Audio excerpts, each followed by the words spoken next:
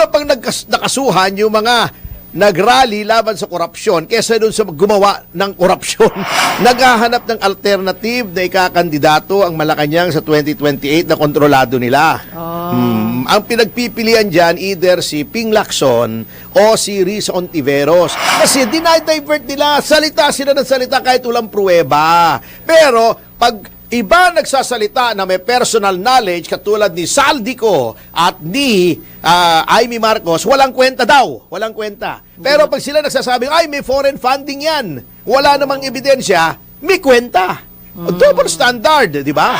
O yung mga ginto, bakit hindi nila maipaliwanag yung pagbenta ng ginto habang lahat ay namimili ng ginto para yung kanilang gold reserves ay tumaas at maging matibay ang kanilang economy? Tayo nagbenta. Tayo lang ang nagbenta at tayo lang ang nagbenta ng ganong karami sa kasaysayan ng gold trading. PDIC kinuha. Yun ang last resort ng mga maliliit na depositor. Na-impair ng more than 30% yung financial strength ng PDIC dahil kinuhanan nilang 107 billion. Ano ba naman yan? At yun na mga kabayan, ano po yung masasabi niyo po dito sa balita na yung mga nagsabi ng Marcos resign, yung mga humihingi ng accountability kay Marcos, sila pa po yung unang nakasuhan. At bukod sa sila ang unang nakasuhan, etong mga sangkot dyan sa pagnanakaw, tinabagay safe na safe po sa puder ni Marcos Jr. Una na po mga kabayan, ito po si Congressman Kiko Barsaga, kinasuhan po, kinasuhan po siya dahil tuwiran niya pong tinitira at dinadali yung pamilya Marcos na which is totoo naman po. Tulad po itong sinasabi niya, si Marcos ang mastermind. Kahit ilang contractor pa ang ipakulong, nanakawan ulit tayo hanggang nasa Malacanang. Ito daw pong si Marcos. Legit naman po mga kabayan. Legit naman po yung sinasabi niya. Di po ba? Pero yung mga nagnakaw po, tulad ng pinsan niya, ayan, hayakay po ang buhay. Diba? Safe na safe kay Marcos ang kanyang pinsan. Pero yung mga tumutuligsa, tulad nga ng sinabi ni John Vic, kahit sino bigyan ng warrant of arrest, huhulihin ko. Kahit sino daw po mga kabayan. Sabi nga ni Atty. Topacio, di ba? O ba't di mo siya kasuhan? Sinisigaw niya, Marcos resign, Marcos resign. Hindi niyo siya makasuhan. Kasuhan niyo para makanap kayo ng katapat niyo. Di ba? Ito mga kabayan panoorin po natin ito pong matinding patama ni Atty. Topacio. Dito po sa gobyernong ito, mantakin mo Mantakin niyo po, hanggang ngayon po, hindi pa rin po nakakasuhan si Martin Romualdez. Pero yung mga kasama po dun sa rally, ilan po doon, nakasuhan na po. Ito po, at marami pa rin pong binunyag. Marami pong ibinunyag si Atty. Topacio patungkol sa kabalintunaan ng gobyernong ito. Ito na po mga kabayan, huwag niyo po kalimutang mag-hit at like at subscribe sa ating channel. Ito na po, Atty. Topacio, pasok po. Kaso mo, palagay ko mawawala yung stress nila kasi parang walang kwenta naman na nangyayari sa investigasyon, di ba? Puro pantatakip. Alam mo, eto magtataka ka. Eto nakakatawa. Opo. Di ba, merong corruption na matindi. Pinakamalaking pagnanakaw sa kasaysayan ng Pilipinas. Natalo pa yung mga alegasyon noon tungkol kay Marcos Sr. Talagang ang break the record na lang pala talaga ng Marcos Sr. ay Marcos Jr. So his father must be proud of him. Bilo mo nalampasan niya yung nagawa nung ama. Grabe. Anyway, kita mo, di may corruption. Opo. Tayong mga taong bayan ay nagalit. Siyempre, sino ba namang hindi magagalit? Pera natin yan. Walang matutuwa doon. Okay. Nag-rally tayo. Okay. Una pang nakasuhan yung mga nagrally laban sa korupsyon kesa doon sa gumawa ng korupsyon. Ayan, Oo nga. si Kakaiba to. former general, retired general Romy Pocis ay dinimanda ng sedition. Oh. Una pa, yan Grabe ang naman. klaseng gobyernong meron tayo. Kita mo ha, may corruption, trilyon-trilyon, daan-daang bilyon ha. Ang kasangkot mga kongresista, ang kasangkot speaker, di umano ha, di umano. Opo. Mga allegation, mga senador, bukod pa doon sa mga inhinyero, district engineers ng DPWH, iba, bukod pa sa mga ilang miyembro ng gabinete. Opo. Okay? Bukod pa sa mga nagtuturo sa Pangulo. Sinong inimbestigahan? Number 1, sabi ng DILG, yung mga sumisigaw ng Marcos resign. Iimbestigahan namin kayo. Ayan. Tayong iniimbestigahan yung nagpoprotesta. Jess Pokis, kakasuhan namin kayo. Kinasuhan na. Congressman Barsaga, kakasuhan namin kayo. Kinasuhan na nga. Nauna pa yung kaso ni Barsaga kaysa kay Saldico. Mantakin mo yun, no? Ang galing talaga nitong gobyernong ito, no? Di ba? Kasi nga may sarili po ang sila. gustong kasuhan, perjury daw, yung mga diskaya. Si Gutesa, gustong kasuhan, tinatakot. May witness, yung sinasabi ni Mike Defensor. Tinakot. Di ba? Opo. Tinakot at parang in-exile pa sa kung saang lugar, di ba? Hindi naman sasabihin ni Mike Defensor yon kung wala siyang pruweba. Dating sekretary yun, dating Opo. executive secretary, dating DNR secretary, di ba? Dating congressman. Bakit siya magsasabi ng hindi totoo? Yan ang sinasabi ko eh. Pagka mayroong nagsasalita ng laban sa kanila, sisiraan nila si Senator Amy Marcos. Opo. Yung sinabi tungkol sa drug use ni Presidente. Bakit niya sasabihin yun kung hindi totoo? Kamag-anak niya yung kasiraan ng pamilya niya at ni personal knowledge siya. Baka sasabihin nila, walang probative value. Nakita eh. Yun nga eh. Nakita. Aha. Si Saldico, eyewitness siya. Wala na naman probative value para kay Ping Lacson. Opo. Sasabihin niya, 2,000 involved. Pero ayaw naman niyang sabihin kung sino. 2,000 involved. Contractor, assistant district engineer, yung mga dilis, yung mga buhaya, yung mga balyena, yung mga pating. Ayaw niya. Bakit? Kasi, since knocked out si Martin Romualdez sa pagiging presidente, kasi yun ang inaasam-asam naman ni Martin, pero hindi na pwede talaga. Wala na talaga ngayon. Naghahanap ng alternative na ikakandidato ang Malacanang sa 2028 na kontrolado nila. Ang pinagpipilian dyan, either si Ping Lacson o si Risa Ontiveros. Kaya nagpapakyut lahat. Nagpapakyut silang lahat. So, yung resulta ng investigation attorneys, walay. Wala yan. Kita mo, yun na lang pahayag ng Malacanang paiba-iba eh. Di ba? Kaya nga nagalit si Executive Secretary Bersamin. Alam mo, naawa ko sa taong yan. Maayos yan. Kaibigan natin yan. In fact, nung naging Chief Justice yan, kami ni Mr. Andrew Tan ang nagbigay ng testimonial niyan sa Hilton. Kasi UE graduate din yan. Kapwa namin, UE graduate. Maraming mga magagaling na gumraduate sa University of Opo. the East, di ba? Kapitbahay namin May yan. mga justice, si Justice Tinga, umabot sa Opo. Supreme Court. Andrew Tan, Opo. Lucio Tan, mga graduate yan ng UE. Sino ito? Yung basketballista. Yung isa, si Robert Jaworski. UE yan. Marami. Anyway, tinrato siya ng ganon. Di ba kaya nagalit siya?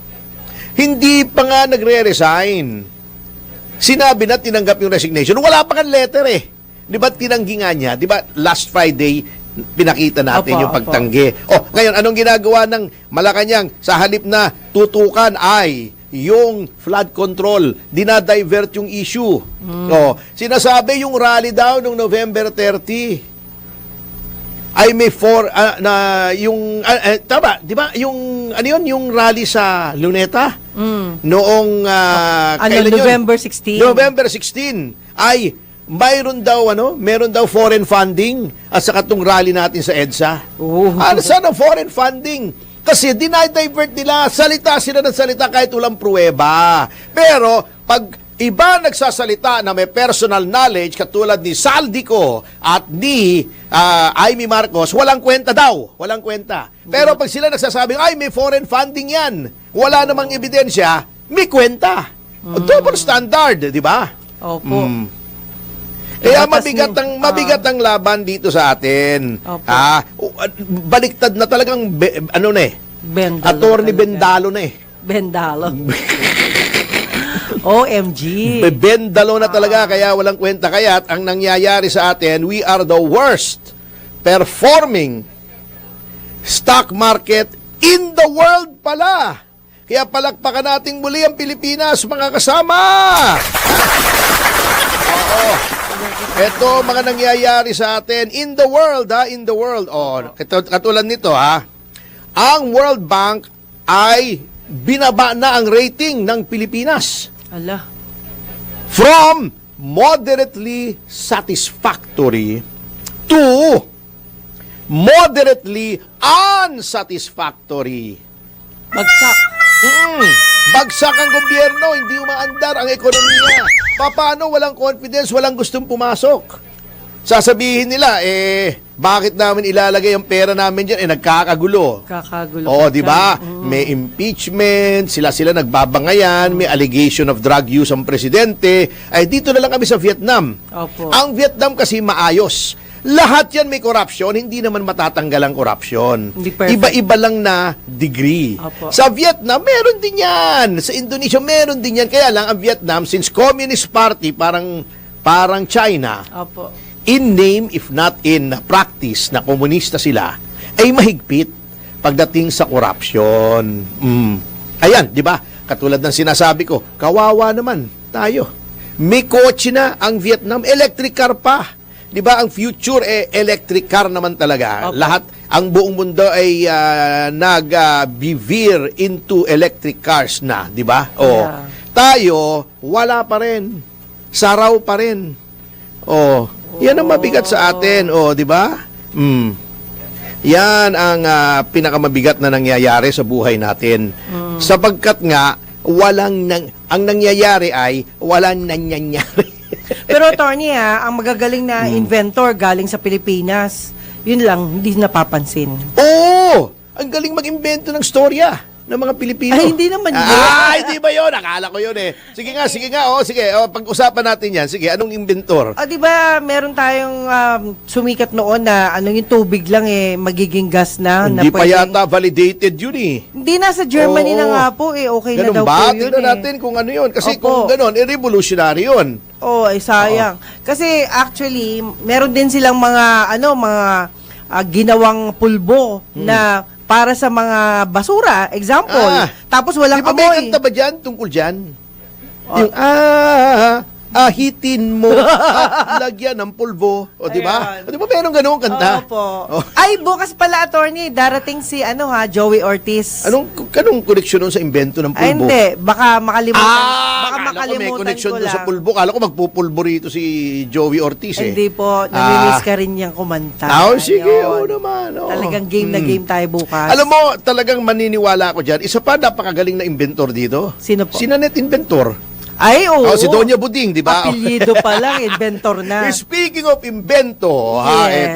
Sige ito, po, sige sabi po. sa iyo, napakagaling na mag-imbento ng Pilipino ng mga usapin. Kwento. Oo. Ayan. Ito Kengkoy ang ginawa noong isang Brian Garcia sa Cebu. Cebu province. Okay. Meron kasing parang anniversary o whatever Opo. ng SWAT yata sa Cebu province. Okay. Nag-post yung SWAT ng AI. AI ito. Hindi totoo. Okay. Na si Governor Pam Baricuatro ay nakasuot ng SWAT. Parang pa-cute lang. AI lang. Ganon? Oo, AI. O, tapos? Hindi siya actually nagsuot. Opo. Pinost sa Facebook. Alam mo, itong Kengkoy na itong si Brian Garcia, ewan ko kung kamag-anak ni Eddie Garcia. si Eddie Garcia, si Garcia. Gwen, Gwen baka Garcia. asawa, whatever, I don't know. Okay. Tingnan mo nga, hindi ko masyadong kilala kasi yung mga pamilya ni Gwen eh. Opo. Sa halip na tumulong na maibsan yung sunod-sunod na dagok ng kalikasan True. sa Cebu. Tama. Bumagyo, Lumindol. Ang inatupag, dinimanda si Governor Baricuatro, violation daw ng Revised Penal Code Article 179, yung unauthorized use of uniforms and insignia. Nge. Oo. Kala ko ba AI? Bakit magiging ganun? Yun nga, unang-una, AI yun. Hindi naman Opo. talaga nagsuot. Yun ay parang pagdiriwang lamang, pakyut yun eh. Opo. Number 2, yun pong unauthorized use of insignia. Pamilyar ako sa batas na yan. Yes. Kasi may ulalo din eh, na nagdemanda sa amin noong ginamit namin yung uniforme ng SAF at ng pulis sa Mama sa Panot. At kikwento ko sa iyo eh, The movie, nakakatawa yes. yan eh. Opo. O, eto. Yan pong nakalagay na elements of the crime. Hindi ka miyembro ng grupo na yun. So, hindi ka pulis, hindi ka military, hindi ka doktor, hindi ka pare, etc. Pati yung uniforme ng pare, ha? Opo. Okay. Number 2, wala kang pahintulot na gamitin yon. Number 3, improper. Hindi tama ang paggamit mo. Anong ibig sabihin na improper? Gusto mong paniwalain ang isang tao na ikaw ay pulis. Ayun. Nang hindi ka naman pulis Pulis, o oo. military ka, hindi ka Opo. naman military o traffic enforcer o Opo. barangay tanod, yung mga ganon, di ba? O NBI o PSG, Opo. yung mga ganon. Kasi yung NBI may tsapa yun eh. Yes. At insignia yun eh. Opo. O, yun po ang pinaparusahan ng batas. O, hindi yung basta nagsuot ka lang, wala namang maniniwala. May maniniwala bang SWAT? Si Governor Baricuatro. Hindi po. Malaki ang kakulangan mo. Malaking luwag ng tornilyo mo sa ulo. Kung dahil nagsuot lang ng SWAT si Governor Baricuatro, naniwala ka na SWAT siya. Yun ang gravamen of the offense. Oh. Kaya ka nag-uniforme, may masama kang binalak. Halimbawa, nagsisisita ka doon sa isang kanto. Oy, Opo. traffic violation ka. Bigyan mo ako ng pera para hindi kita sitahin. Ayun. Yun ang unauthorized use, dapat may impropriety. Opo. Etong sa Mama sa Pano namin, natatawa nga ako eh. Nung nag-umpisa yung aming pre-production pa lang, pumunta na kami sa SAF, ang sa commandant. Okay. Humingi kami ng pahintulot. Binigyan kami in writing, pahintulot. Opo. Ang kanila lamang na kondisyon, tignan ko yung script, baka mailagay sa hindi maganda Ayun. ang SAF. Papel, oo. Tinignan nila, bidang-bida nga ang SAF doon eh. Opo. Pinakita nga ang katapangan ng Mga pulis. SAF, ang SAF. kagitingan nila, Oo. na kahit ibuwis na nila ang kanilang buhay, ay ginampanan nila ang kanilang katungkulan. So, Opo. approve Approve. doon sa commandant. Hawak-hawak namin yung permit, yung Oo. pahintulot. Okay. Eto na, nagpalit ng commandant. May galit yata sa akin o dilawan yung susunod na commandant. Na iba.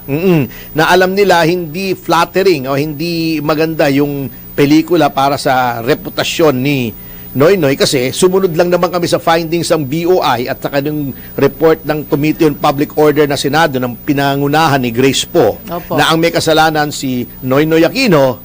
Didemanda ba naman kami? Same. Wow. Same. Sabi namin, unang-una may pahintulot kami, hinaharas nyo lang kami. Pangalawa, yan ay punishable kung inilagay to disrepute ang uniforme, ginamit sa kalokohan. Halimbawa, nagpulis ng rape, ng halay, pulis ako para hindi makapalag yung babae. Opo. Yun ang ginagamit. Oh. O kaya, etong mabigat, nagsuot ka ng uniforme ng pulis, pumunta ka sa ilalim ng tulay, para lang sabihin, may pulis sa ilalim ng tulay. May pulis sa ilalim ng tulay. May pulis sa ilalim ng tulay. Ayun na. Hindi, yun ang ibig kong sabihin. Opo, Oo. Walang kakwenta-kwenta ito Ano na ba demanda naman yan? laban kay Governor Baricuatro. Inabala mo pa yung tao, halos hindi na natutulog yung tao sa pagbibigay ng saklolo doon sa mga kababayan niya sa Cebu. bibwisitin mo pa, bibigyan mo pa ng walang kakwenta-kwentang kaso, di ka naman naawa. Sino pong gumawa nun? Brian Garcia. Siya mismo. Hindi, wag ka nang maawa kay Governor Pam kung kagalit mo o bayan na lang. katunggali mo sa politika. Opo. Maawa ka na lang sa mga kababayan mo. Kasi whether you like it or not, siya ang gobernador. At siya ang nangunguna sa mga relief efforts para sa mga rebuilding, di ba? At least para hands-on makabangon. siya. Hands-on Yun ang maganda, talaga. oo. Hindi siya hands-off. Gabriela. Gabriela. Hindi kasi yung iba kasi sir, 'di ba? Ang pinapapunta nila sa mga matulong-tulong na 'yan ay yung mga tao lang nila. Hindi to hands-on na hands-on. Ayun, Lahat yun nga. pinupuntahan niya. Sabi Yun nga ang niya. maganda. Sabi nga niya nung isang araw sa akin, ako, 3 araw na akong di natutulog. Sabi ko, baka bumigay naman yung katawan Oo, mo mahirap ako. naman yun. Magpahinga ka naman, not for your sake, but for the sake of the people of the Opo. province of Cebu na ang tagal na dekada Opo. na nagtiis sa bad governance, sa masamang pamamahala. Ngayon lang nagkaroon ng pag-asa, kung masisira naman yung health mo, kawawa naman yung mga constituents mo. At least may pagbabago na. Yun na po Malaking yun. pagbabago. Kita mo nga yan, no? Nanalo. Walang makinarya, walang pera, walang suporta sa mga local na politicians. Solong katawan. Pero nanalo. kinakasuhan pa. Institusyon ang binangga niya, kumbaga pader Hindi kaya- lang pader. Pader, nakasandal sa... Si Gwen Garcia, hindi lang parang nakasandal sa pader. Parang nakasandal sa poder pa. Pude. Oh. Kasi kita mo, yung anak, cabinet member, Oh. yung manugang congressman, di ba? Saan ka pa? Siya, sitting governor at the time. Olats pa rin. Ayaw na talaga ng tao. Bago ngayon, babakbakan nyo ng walang kakwenta-kwentang mga demanda itong si Governor Baricuatro. Pambihira naman kayo. Alam nyo, sa ginagawa nyo yan, lalo kayo nasisira Oo. Kasi katawat-tawat itong mga kaso nyo Oo. Pero attorney, ano na nangyayari sa batas natin pag ganyan, di ba? Iisipin ho ninyo, yung mga abogado parang nawawalan ng saysay pagdating sa mga kaso-kaso yun na yan. nga, bendalo nga Yun ang Yun ang mabigat masakit. nga sa atin. Pinauso kasi nila ng bendalo. Pwede ba naman? Di ba? Ay di forever na silang nandyan. Kasi bendalo, di ba? Kaya yun nga sila. Ang unang-unang bendalo niyan ay yung yung ginawa nila kay Remulla, lahat ng bendalo na lang Oh, para maipwesto si Remulla. Can you imagine that? yun nga Oo. po Oo. Nakakalungkot lang. Kaya iyan ang nangyayari sa ating bansa. Lahat ng kapuhitan. Ang dolyar, anong presyo na ng dolyar? Di ba? Super baba na. Eto magsi-60 na yata. Sa black 60 market na. daw, 60 na. 60 na. Official na ba yung 60? Opo. Kamote. Oo, Grabe 60 na yun. Pandemic levels yung ating stock exchange. Parang, Okay lang sana kung marami akong dollar Kahit Alin? $1, wala akong dala. Then, nung panahon kasi, attorney, nung nasa abroad ako, ganun kababa ang Oo. dolyares. Ang peso pala. oo, mabigat Kaya Oo. po, talo talaga tayo. Parang may pandemic, parang COVID pa. Panahon ng COVID, ang ekonomiya natin, ganon kabagsak. Opo. 4%, hindi pa malaman. And then yung dating Pangulo, di ba? Ang dami nagrereklamo. Ang dami ng flood control, baha pa rin yung healthcare. Yun. Kinuha, di ba? Di ba Opo. kausap natin yung PhilHealth? Opo. Ngayon pa lang ibabalik. Meron yung opportunity more than 1 year Dapat na kumikita na na yun, kinuha di ba? o kinuha yon. Yung mga deposito sa land bank, Mm. di ba? Kinuha rin, nilagay sa Maharlika Fund. Tapos talo. Bago, hindi natin alam nga kung Sabi- talo o panalo. sabi May nung iba. nire-report na profit na 1.3 billion. Ano yung 1.3 billion na kinita ng Maharlika kontra sa daan-daang bilyon na nilustay Yun lang. doon sa flood control? Wala rin O yung mga ginto, bakit hindi nila maipaliwanag? Yung pagbenta ng ginto, habang lahat ay namimili ng ginto para yung kanilang gold reserves ay tumaas at maging matibay ang kanilang economy. Tayo nagbenta. Tayo lang ang nagbenta. At tayo lang ang nagbenta ng ganong karami sa kasaysayan ng gold trading. Ayun, yun ang masakit. Kasi Oo. yung iba dapat iniipon daw yan Okay, definitely. Savings at Bangko Sentral, lahat ng Bangko Sentral, paramihan ng Gold ginto reserve. yan. Yun yung yung fallback mo yan Opo. Pag nagkanda loko-loko ng lahat, yung ginto, laging tumataas ang presyo. Bakit natin ibinenta? And then, yung pinagamitan, hindi malaman kung yun ang ginamit sa flood control para madagdagan yung flood control. Mabigat. PDIC, kinuha. Yun ang last resort ng mga maliliit na depositor. Na-impair ng more than 30% yung financial strength ng PDIC Okay. dahil kinuhanan nilang 107 billion. Ano ba naman yan? Ayun. Di ba? O. Kaya sa notang yan, mga kasama, ay magpapatuloy po ang ating pag-aaral sa pagbabalik ng Yes, Yes, Yo, Topacio.